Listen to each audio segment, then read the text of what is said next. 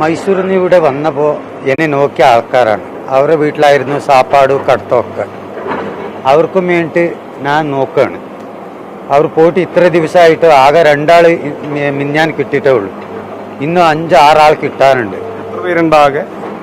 8-9 പേരുണ്ട്. ഇന്ന് വലിയവൻ്റെ കുട്ടികളുണ്ട് എന്താ അറിയില്ല. ആരൊക്കെയാണ് അവർ പേര്?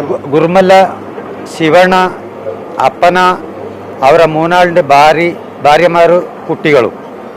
പിന്നെ മൂത്തവൻ്റെ കുട്ടി ഇവിടെ ഉണ്ടോ ഇല്ലെന്ന് ശരിക്കും അറിഞ്ഞിട്ടില്ല. അതിൽ ഇവർ 3 ആളും 3 ഭാര്യമാരും 2 കുട്ടികളും ഇവരാരും കാണുന്നില്ല. അതിൽ 2 ആൾ കിട്ടി. നിലമ്പൂരിൽ നിന്നാണോ? നിലമ്പൂരിൽ നിന്ന് 2 ആൾ കിട്ടി. വേറെ ബന്ധുക്കളുണ്ടോ? വേറെ ബന്ധുക്കൾ അളിയന്മാരുണ്ട്. അളിയന് വീട് മാത്രം വെള്ളം കയറിയിട്ടേ ഉള്ളൂ.